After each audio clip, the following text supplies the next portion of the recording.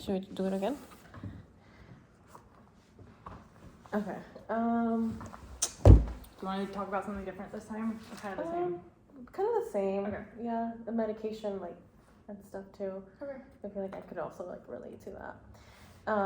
Okay, well, thank you for coming to see me this week. How has your week been going?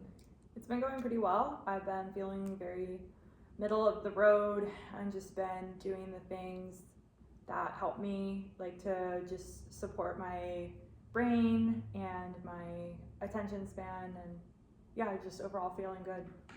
That's good to hear.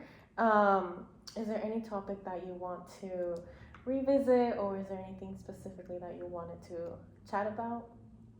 I mean, I guess I've been taking my ADHD medication, which we've talked about before. I kind of took a break for a while from taking it, which my doctor said was okay to do. And I have been kind of getting back into the flow of taking it again, like a half dose, so it's pretty small as of right now. But it has been pretty effective, I feel, in helping me kind of just be able to manage, especially when like the days are shorter and there's less daylight. I feel like we're less prone to, be proactive about getting things done when the sun's not up and that kind of thing. So yeah, I've been taking that again. Yeah, and that makes sense for us as humans not to be as energetic, especially with the time change and the sun's not out anymore, and it gets dark super early, so we naturally don't want to be productive, basically. With your unproductivity, is that something that comes up a lot with ADHD?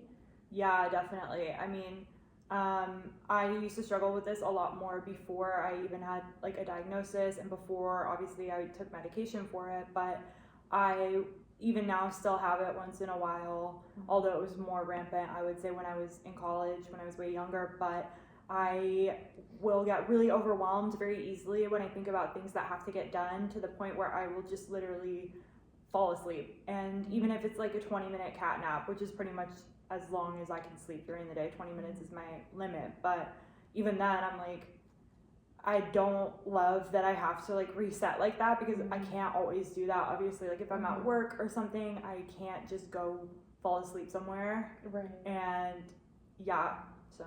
Yeah. And so, for example. Yeah, sorry, I didn't mean to talk to you at the same time. Go ahead. For example, at work, you were saying that you can't just take a nap anywhere that you're at. So what do you do at work or in a setting like that to kind of reset? I just think about, something we've worked on, or like I've worked on in therapy, is like, how do I break down my to-do list? Because I'm the type of brain where it's like looking at a massive list of bullet points of things that need to get done actually is like counterproductive, because it makes me just kind of shut down. Like that's what causes the kind of overwhelm when I just have this like giant list in front of me. So rather, I'm like, okay, what is something that just really needs to happen today, or something that I can chip away at today? And then looking at that item and then maybe breaking that down into smaller baby steps. Obviously, it's easier said than done, because like even breaking something down can feel overwhelming, because maybe you need help with something and the person's not available, or that kind of thing. You can't always just boom boom boom get things done off of even like a list like that. But that does help, is like to prioritize and to not beat myself up if something doesn't get done. Right, yeah, and that goes back to what we had talked about with that negative and positive self-talk, how I've been noticing that you've been able to turn that around and shift that perspective into more of a positive affirmation.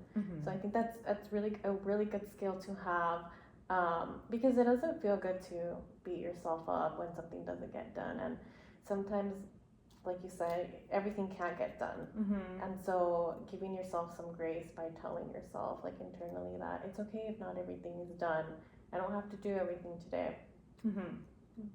Yeah, that makes sense. And you can, I definitely do try to turn it around into something positive as well, because if I don't put too much on my plate and I make it manageable, then it's a lot easier to like trust yourself, right? Be like, cool, I can manage and I can do things. Yeah. So And so going back to the overwhelm, like at work, and you try to do kind of like to-do lists and you break it down a little bit. Is there anything else that you do in public that kind of helps you like ground yourself or reset so that you don't feel as overwhelmed? sometimes I will do like a meditation from my phone, like from YouTube or whatever. And sometimes it's about checking to make sure I've like eaten something sustainable, right? So like something with protein as opposed to like a bag of chips, although both, food is food, but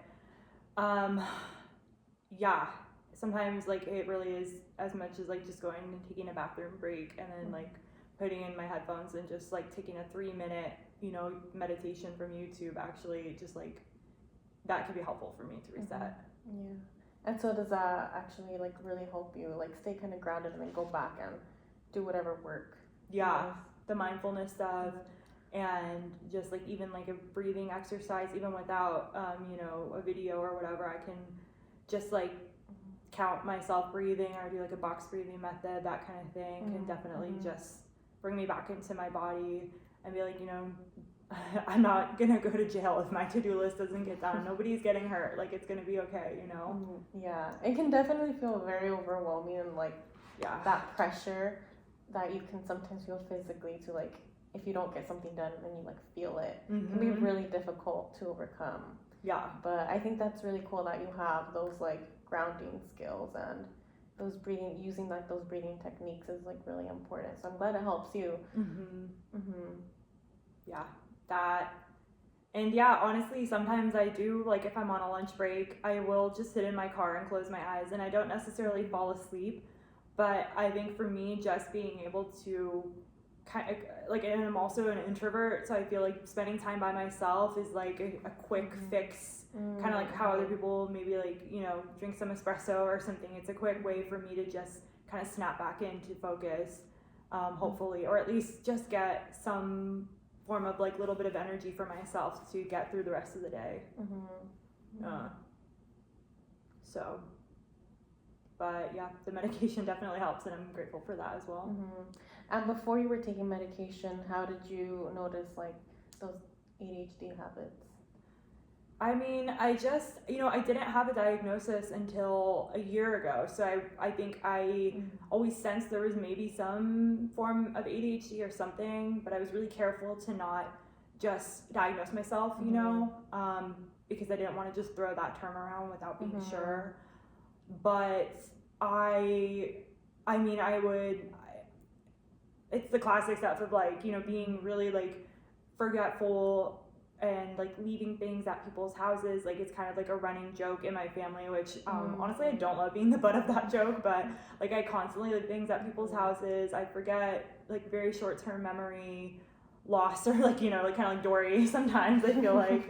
And then it's just like very, very classic ADHD behavior, I would say. But I will say now through therapy there's a new lens, because sometimes if I experience something like really intensely, my doctor, or like my psychiatrist rather, and in therapy it's been like, oh, actually you might be experiencing this way because this is how a lot of folks with ADHD handle this experience or emotion, and it makes me feel way less alone, because sometimes I'm like looking at my friends who maybe don't have ADHD and I'm like, wow, how did they manage this experience so differently than I did? And then it's like, oh, actually this is a common thing for folks who have ADHD. Yeah. I'm like, wait, that's actually so helpful, Yeah, and that's good that you have some relief from that, and I imagine it does offer some relief to know that, oh, this is why I do certain things, and that having that diagnosis might have helped you put a name to like your experience. Totally.